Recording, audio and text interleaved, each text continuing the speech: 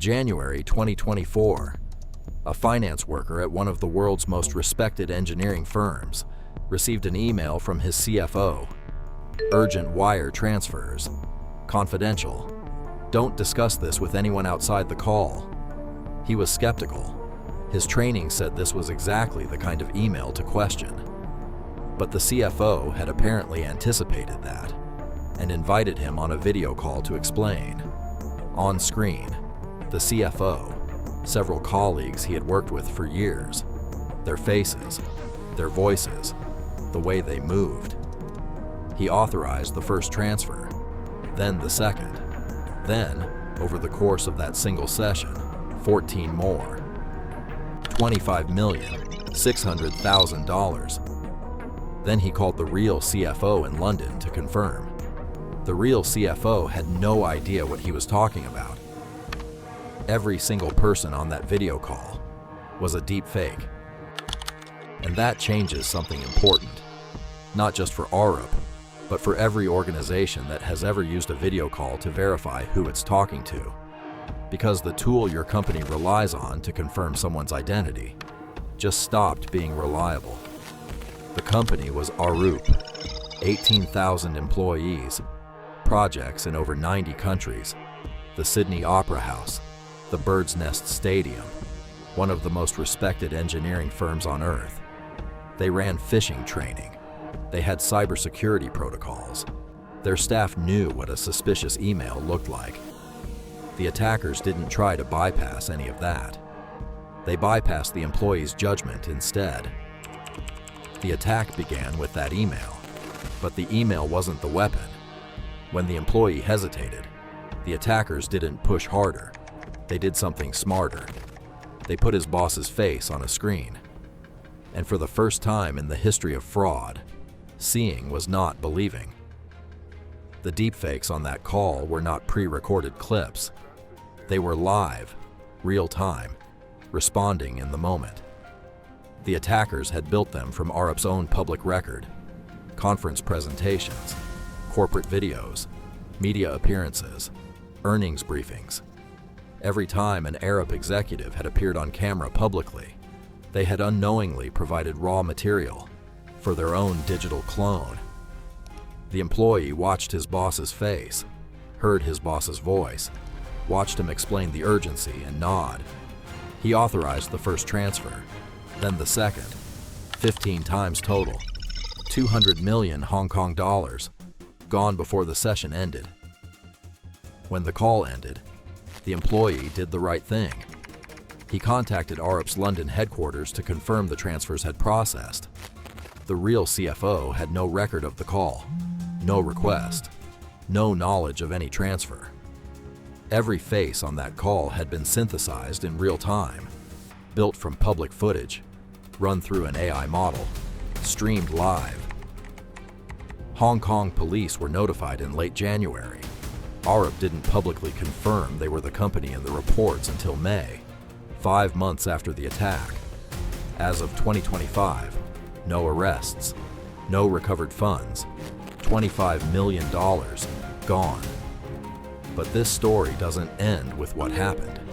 It starts with what made it possible and why the same attack had already run 5 years earlier for a fraction of the price. September 2019. A UK energy company. A phone call, apparently from the CEO of their German parent company. The accent was right. The cadence. The authority. He needed an urgent wire transfer. A supplier in Hungary. Within the hour, $243,000 was wired. Before anyone realized, the voice had been synthesized entirely by AI. That was audio only. No face, no video call, just a cloned voice on a phone line. By 2024, the same attack ran live, on video, with multiple fabricated participants, in real time. The cost to build it, near zero. The raw material, whatever footage already exists online. In 2023, we covered the phone call that cost MGM $100 million. The attackers used a voice alone, no face, No video. A teenager calling a help desk, impersonating a colleague. Now picture that same attack, except the caller has your CFO's face, live, on video, nodding while they ask you to move the money. That is exactly what happened at Arup, and Arup was not the only target. In May 2024, attackers deployed a deepfake of WPP's CEO, live in a Microsoft Teams meeting, targeting a senior executive for money and credentials. The attempt was caught in time. The same month, the cybersecurity firm KnowBe4 made a different kind of disclosure.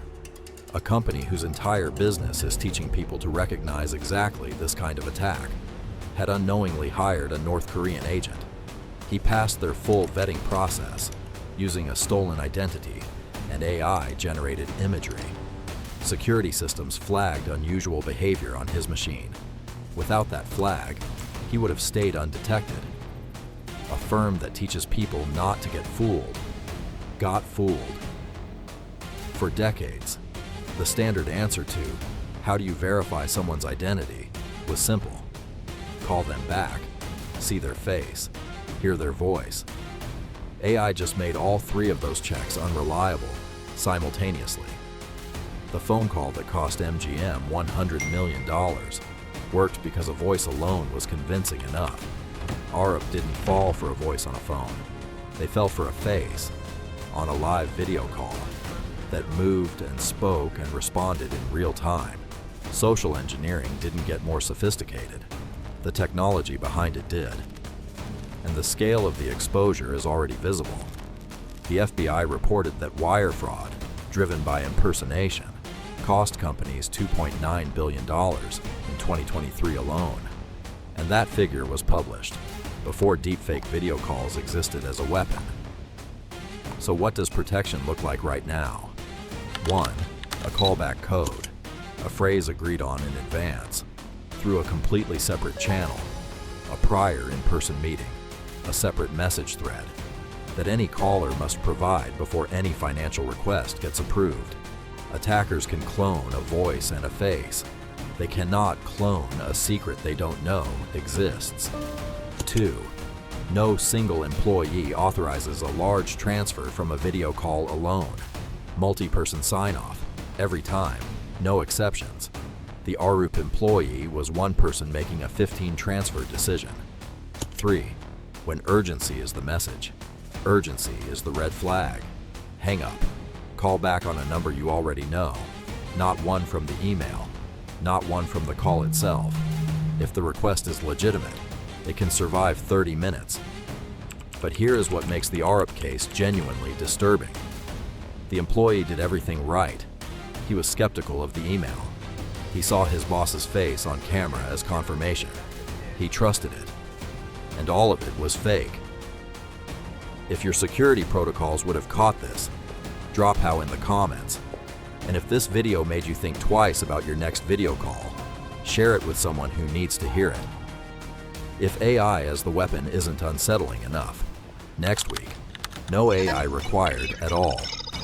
In February 2024, a ransomware gang called ALPHV, also known as Black Hat, hit a company most Americans had never heard of, a payment processor handling 1 in every 3 U.S. healthcare transactions. They paid a $22 million ransom. It didn't matter. Within days, pharmacies across the country couldn't fill prescriptions. Hospitals couldn't process insurance claims. Doctors couldn't access patient records. One attack, $22 million. The entire U.S. healthcare payment system offline. Change Healthcare next Tuesday.